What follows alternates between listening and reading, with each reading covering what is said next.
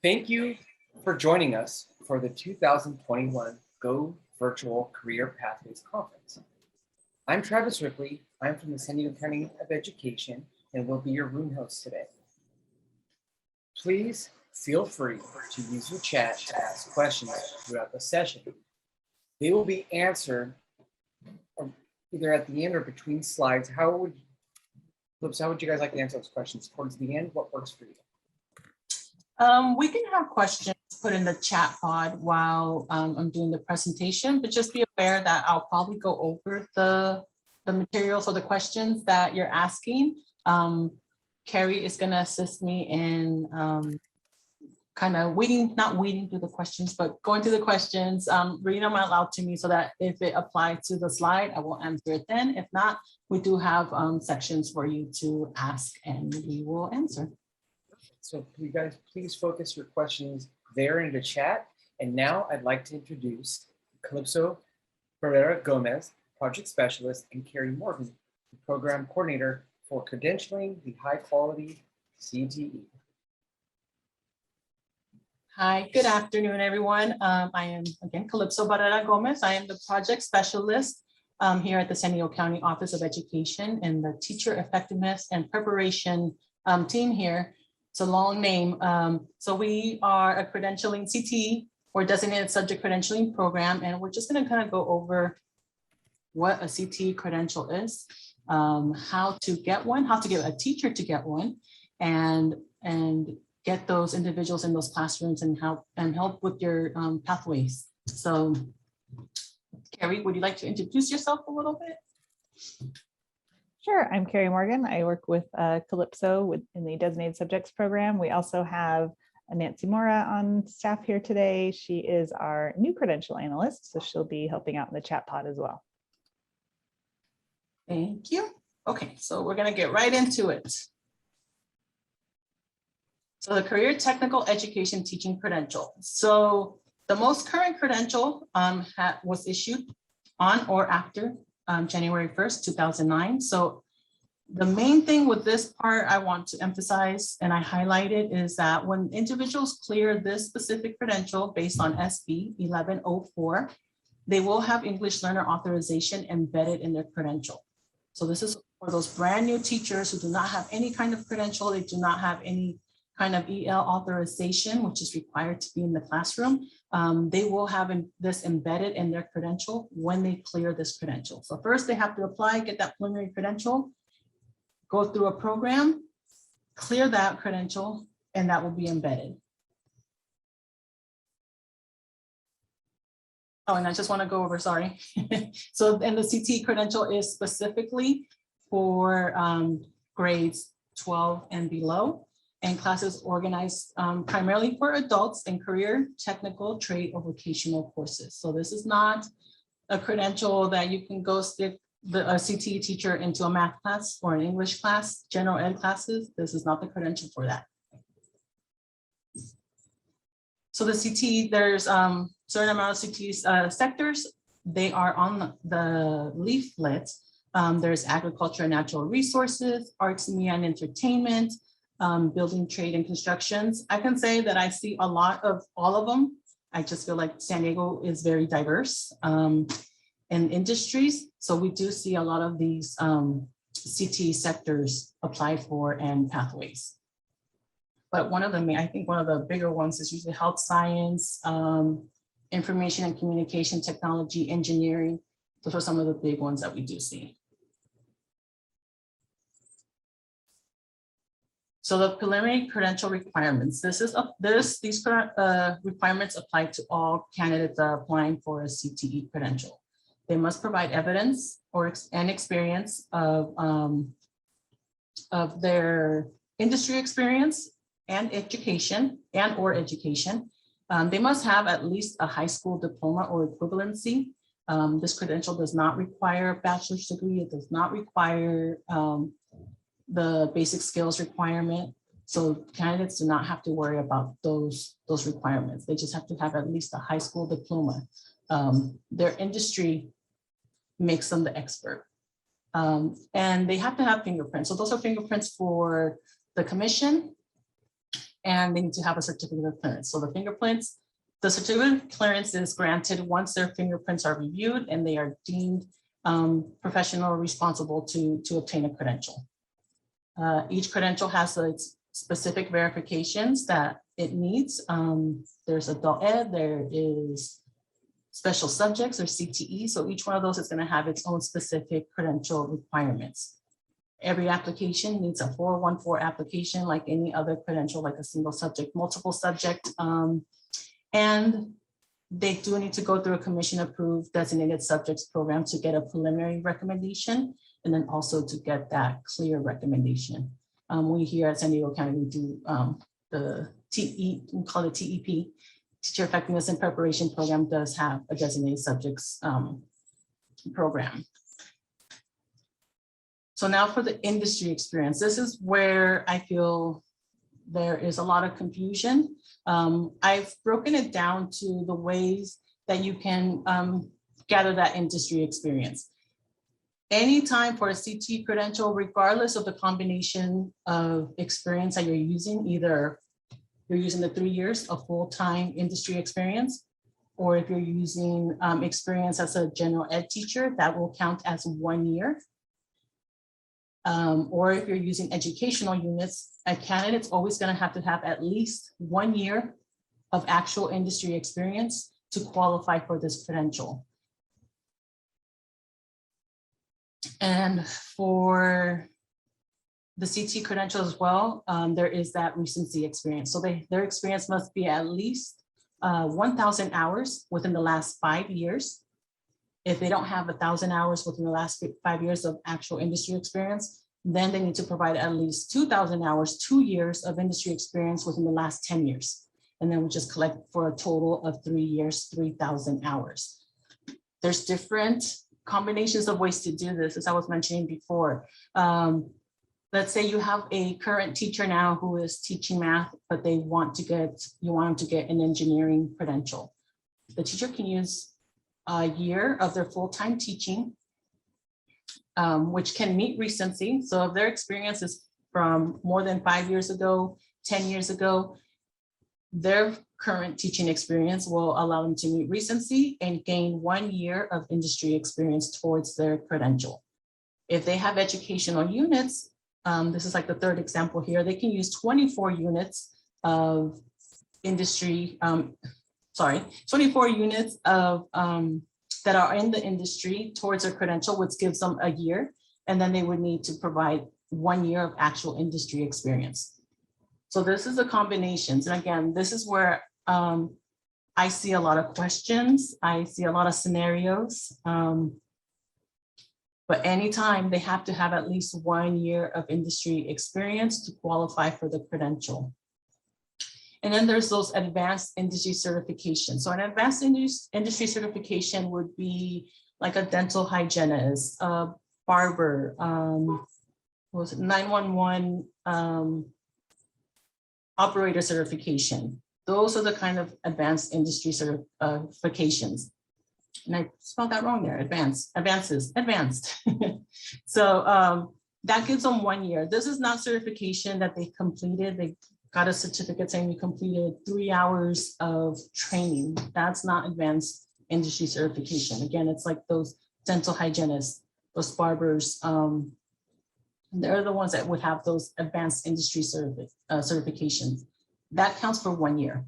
And again, then you can use a combination of either the remaining verification being industry experience, or they can do educational units and industry experience.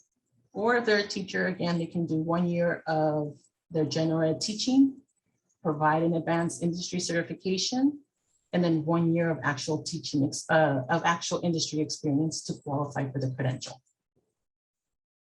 And I'm sure there's going to be questions on that one. So for the industry experience, there's different ways, again, to verify that. There's the employment verification. That is going to verify they work with an employer, they internship somewhere, wherever they got that experience, that employer can verify that. And then the others would be self-employment. They can verify their own self-employment. If they have a business, they can provide that, those hours. They're verifying their own hours. So they're signing off a form, signing, saying, this is true. I did this many hours in my business. And then they need to provide at least 2 letters from individuals such as clients or suppliers of goods to further verify that self-employment. So self-employment is totally possible. They can totally provide that. And again, those 48, or they can up to 48 units, which gives them 2 years. And that goes back again to, they have to have at least 1 year of actual industry experience. So the max we can take is 48 units. And then they would have to provide that 1 year of actual industry experience. The advanced certification is the 1 year, and then 1 year for general education teaching that applies towards a 3 years requirement. So we have an example here. We have a current teacher, Mr. Jones, has taught middle school full-time from 2001 through 2018. His teaching experience is going to meet recency. So regardless of how far back his actual industry experience is, his current teaching experience is going to let him meet that recency. He has 24 units in carving technology and woodworking skills technology. That's 24 units, which gives him 1 year. He was self-employed making wooden dolls for Mr. Jones and Mrs. Wilson's doll shop 15 years ago. So he met recency with his teaching experience. We got him a year with 24 units. And now we can use 1 year of his actual self-employment to verify his industry experience. And he would qualify for the credential based on the industry.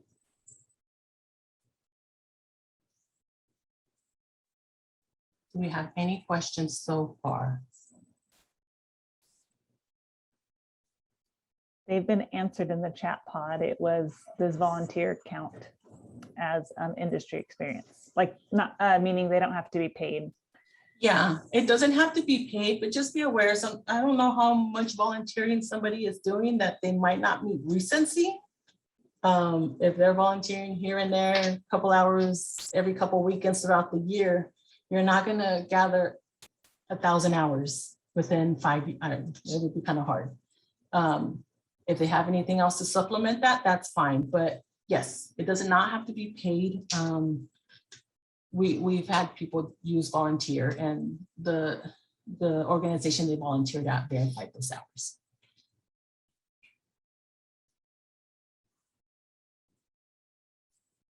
Okay.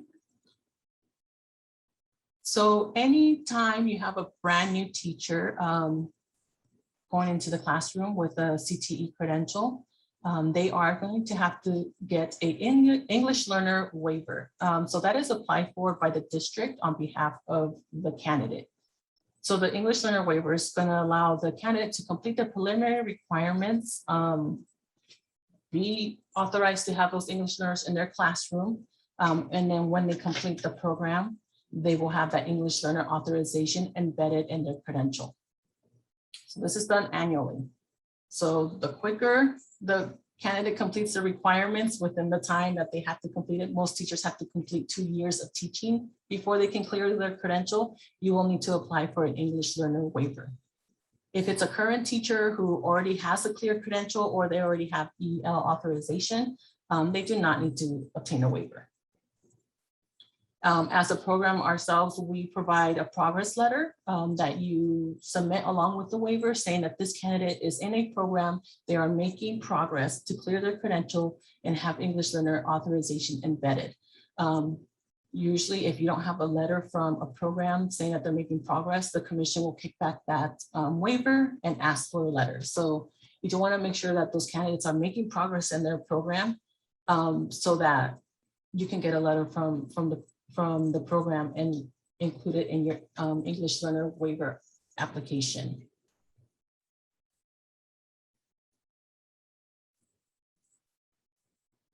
So there's also a mentor requirement that all brand new CTE teacher candidates must go through. It's not a program requirement, it is a CTC requirement. So new CTE teachers must be mentored as they go through the credential program. This is going to help them develop a trusting relationship with the teachers, help them build on their strategies that they're learning as they're going through the coursework. And it's just a support system for these brand new teachers. Again, these teachers did not go through a traditional pathway where they went through an induction program where they had all that support. They're pretty much doing everything all at once. They're doing their student teaching, they're doing their courses, and they're in the classroom all at once. So that mentoring is really important. In our program, we do, the district provides the mentor. And then they do the course, the mentoring portion of it is embedded in the coursework. So they have observations going on in our coursework to ensure that mentoring component has been satisfied. And then for the clear credential requirements, so candidates must complete all coursework and requirements within 2 years. For our program, we have 3 courses that they complete. It's the early program orientation, foundations, and emphasis. There is the health education and US Constitution requirement, that is a state requirement. And they need to complete CPR and 2 years of teaching. If they are already a clear credential holder and they're obtaining this CTE credential now, they only need to teach for 1 year and then take 1 course through our program to clear that credential. And then the credential is going to formally recommend them for a clear credential. So the candidates cannot apply on their own and submit an application. It will be denied, and they will be asked to clear it through the program. So we send out those formal recommendations. Hey, Calypso, can I stop you for a second? Yes. It's a good, Sherry asked a good question. It's a double dipping question. So, and Nancy answered it, but I think it's good to talk to. If a teacher has many years of experience in math, and then they have taught computer science for 1.5 years, can they count the year of math as gen ed and then the 1.5 years of computer science as industry experience? And so they can use their gen ed 1 year of teaching experience, but the rest of the industry experience has to be outside of teaching. So they've already gained a year with their teaching experience. Whatever else it's outside. We've had situations where a drama theater teacher, English teacher wanted to get the credential, but that's been their only experience. They didn't qualify for the credential because they didn't do anything outside of that. And we've had other situations where the teacher did have outside experience. They did plays, they acted. That was their industry experience to qualify them for the credential. I hope that answers. It is, that's a good answer. It's just good to hear that it has to be outside. Industry has to be outside of the realm of education if what they're currently teaching or have taught. Yes. So the administrator's assignment manual on page 40, it's going to give you examples of the CTE, the single subject credentials that can teach CTE courses. If they hold a supplemental authorization or subject matter authorization in one of the CTE industry sectors, that does not authorize the individual to teach CTE industry. So they need to have these credentials. So agriculture credential will not allow them to teach agricultural and natural resources. The business credential, business and finance, marketing, sales and services, information and communication technology. So those are the examples there. That's on page 40 of the assignment manual. And we put the link in there so that you can, once you get the presentation, you'll have that information with you. I'll speak on it a little bit later. I have something else coming. So exploratory CTE courses. So this is where it goes into, is this an appropriate credential for this CTE course? So an exploratory CTE course, any credential type, but remember it has to say exploratory. You cannot go into the course content that's specific to one industry. If it's an exploratory CTE course, any credential type, any CTE credential type can teach that. If somebody has an arts and entertainment credential, perfectly fine. If they have an ag credential, perfectly fine. This is just exploring the CTE world. It's not going into a specific pathway. It is not going to a specific industry. Any credential and single subject credential holders, like the ones listed here, can also teach that exploratory course. And then, and I want to bring up the only industry and CTE credential industry that a teacher can obtain, it's that education, child development, and family services. They are already in the teaching industry, so this is one credential that they can obtain with just their teaching experience, regardless of what subject they teach. So you might want to stick somebody in there if you want. Get them a CTE, ECDF, Education, Child Development, and Family Services credential, and have them teach an exploratory course if you don't have teachers that have that single subject credential.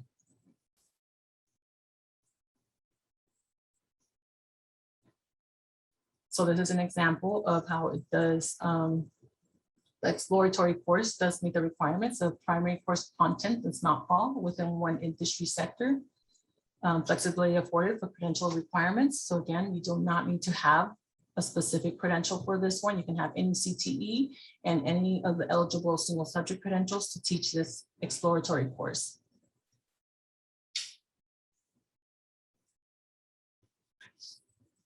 So this is when it gets into the errors. If a course primarily falls within one industry sector, such as here, the example, engineering, that person must have that engineering credential for CTE. They will not be able to teach if they had an arts, media, and entertainment. That's because it's very specific. Primary content is engineering. I think I had I think somebody asked me just recently if an introductory to engineering would qualify. And it doesn't. It's not an exploratory credential.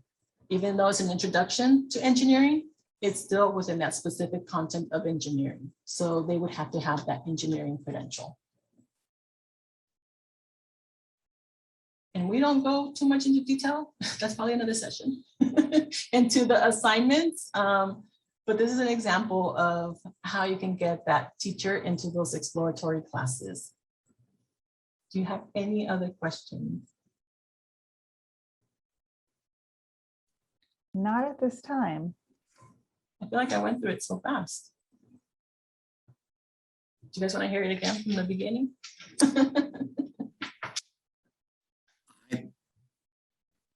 I'm appreciative. I always forget about the designated subjects, the ESDF. And for those that teach in early childhood, that credential is there, and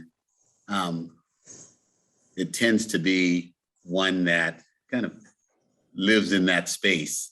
As the rage has started for different districts to create educator pathways, we're starting to hear more dialogue about getting the education and early childhood credential. So we're hearing it more. For years, I didn't hear a lot other than for early childhood. So there is an interest when we talk about developing teacher pathways and to build your own, as teacher pipeline is a big conversation. So single subject teachers, that also means you could teach an exploratory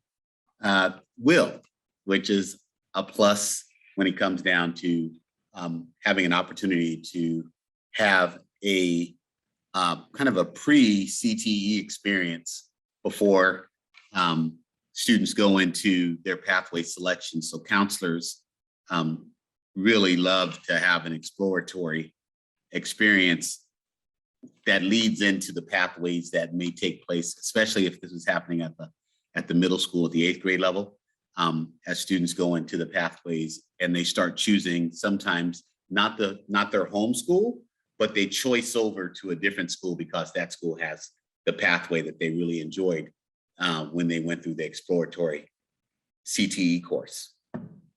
Thank you for explaining the credentialing on that. Yeah, you're welcome. And I was going to mention, think outside of looking for maybe teachers that have the industry experience, the staff around the school is definitely those that can, if they're interested in teaching, can definitely go into a pathway. You have the counselors, they can education, child development, family services credential. You have the custodians, if they wanted to get a teaching credential, they can get one in, building trades and construction. So even thinking outside of the teachers, think about the staff out within the school districts that might be a good fit. You might want to ask around and say, hey, are you interested in teaching? Because they might just be, and a CTE course, it's not a full-time, all day. I mean, unless you have a really big program, but they're teaching once a day. They're not, they can go back to their regular work. So think of, a little bit outside of the box. I just wanted to give a couple more examples of the industry experience on how to get these combinations. Can I ask you something really quickly since you're going there? Yes. It's another volunteer question. And I know you and I have chatted about this before because volunteering still needs to be like active in that industry. So if a teacher volunteers in a computer science lab at a community college, can that count as industry experience? It could. So if you have if you have somebody that's been teaching at a community college in computer classes, they're industry experts. So those individuals, even though it's teaching, but they're teaching at a higher level, they can apply for these credentials. But again, volunteering at a computer lab at a community college, it can, but the community college can totally verify that since it's their volunteer. But it's, again, how many hours are you going to be able to collect for that? To meet the industry hours requirements, 3 years, 3,000 hours, and meet that recency requirement. So that's just something to keep in mind. Oh, but if they're a teacher, they met recency, never mind. Can I throw something else in there though? So if they are an aide, if they're assisting, even when they're submitting their application and it's their proof of industry experience, there's usually a description of what they've done, which we then verify. Yes. So we need to see the description. If they're just kind of, it can't be super general, helping somebody turn on a computer. It has to be in depth. So we would have to see the description of duties that they have. This is where that partnership with the district and the County Office of Education in our program is really vital, because this is when you come to us and ask us those questions. Those are the scenarios that we get. So don't shy away from saying, hey, I have this, I have to think it out, we have to talk it out, and we do it all the time. We do over the phone, over email, we talk it out and say, hey, this is how we can make this person get this credential. If they don't qualify,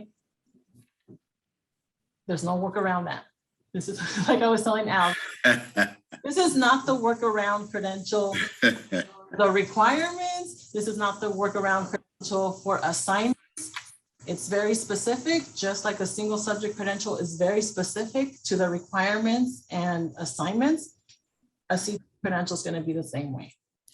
Can you remind me, Calypso, an example of how far back you've gone and accepted for industry experience recently with the?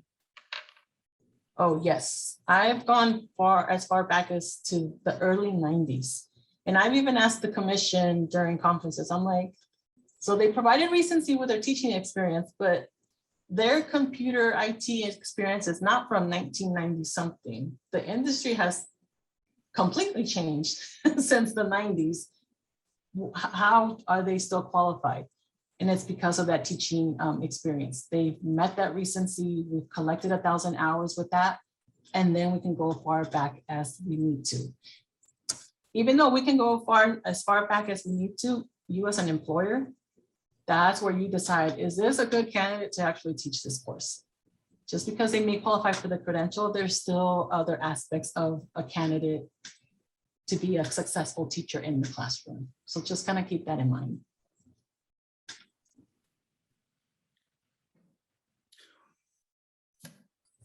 Any other question? I have one again. Okay. So now that we have the freedom of hiring retired teachers, and some of the retired teachers, they were administrators, but they were classroom teachers. And I'll use one, for example. I have an instructor that was a welding instructor at Mission Bay High. And well, not welding instructor, but was working on fishing boats as a welder in the 70s and has been working with First Robotics currently. And if that individual who wanted to teach welding, his industry experience was way back when, but welding is kind of one of those situations where there's a real big demand and they seem to be going as far back as they can find to find welders. Does that storyline make sense to you? Retired individual willing to teach, is going to teach that particular content area, which is unlike the computer age. That one is pretty much the same one. So 70s. So the retirement is going to play in a part of this, because how far ago did this person retire? How far ago did this person last teach under their credential? Because that kind of still needs to be within recency. This is okay, got you. Because standards change too in education. They're not up to date in them. If they taught, 15 years ago, they're not up to date on standards for education for us to be able to collect those 1 year of current in this teaching experience. So there's still that recency component. So they still need to meet recency even with their teaching experience. Recency applies to everything. Got it. Yeah. So if they're retired, they might want to do some volunteering and get some current hours in the industry, or go back into teaching for a year real quick. They might want to do the industry. Yeah, just get some current industry experience so that we can meet that recency. And then we're gathering, the other hours. I hope that makes sense. Yeah, that's an interesting one. That's very helpful. All right. I don't see any more questions. I'm trying to think of examples here that we've had. But like you mentioned, yeah, there's the teaching experience. They could have gone to school and gotten 24 units in the industry area. Maybe they did some art classes, but they're an English teacher. And then they provided a year of actual industry experience. Maybe they have shows that they show their artwork, stuff like that would apply towards the industry experience. But it doesn't have to be paid. And if an individual, for us, if they cannot, for some reason, get industry experience from their former employer, they're having a hard time, we do have a self-verification form where they're kind of self-verifying, say, hey, I tried to contact my previous employer, I sent emails, I sent phone calls, the business shut down, there's no more contacts. They can self-verify, so it's kind of like self-verifying self-employment, and they'll provide a description of their duties. Try and get good descriptions that fit in because sometimes I get descriptions and I'm like, I have no idea what this means. I'm not in that industry. I have to like look up terms, but try and get course descriptions that really match that industry sector or that match the class that you're trying to teach. So that when I'm looking at it, I'm like, okay, this is easy to pick up. I can pick up keywords. This is their industry experience. It qualifies them for the credentials.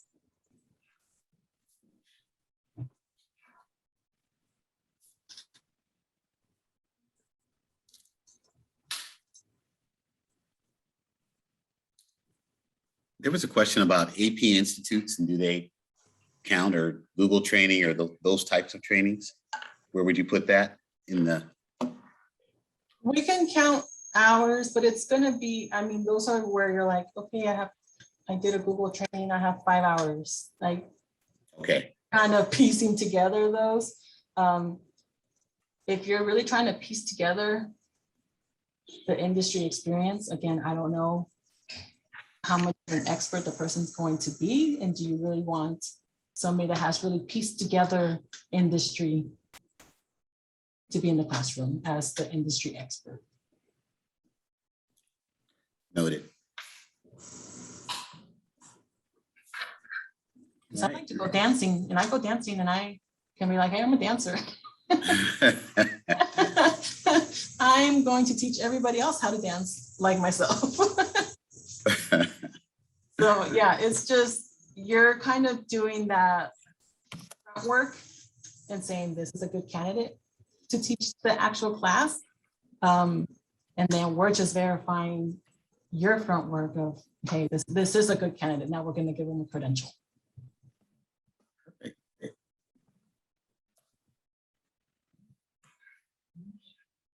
All right.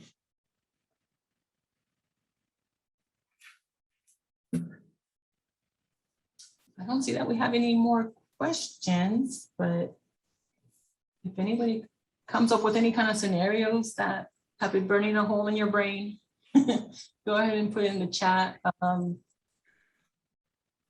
We'll definitely answer it here.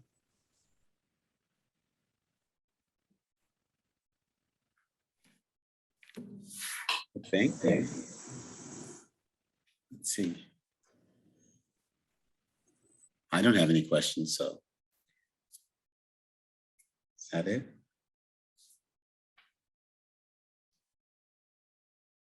Okay. Good job. I think you'll be available through email for us to reach out to you. That was what you just said right there, right? That is, I should have put that last, huh? Ah, there it is. That is the last slide for those that left. Yes, this is our contact information. If you have any questions, you can always email our designated subjects at stcoe.net. Our program staff is always in that email, so one of us will definitely get back to you. And then our website, our designated subjects consortium website. So if you go to stcoe.net, and I always just recommend people typing in the website search bar designated subjects so that you're not clicking around everywhere. The first option that comes up will be our homepage. And there you can find a lot of information regarding our program, our requirements, the application materials. There's just a lot of information there that's really useful.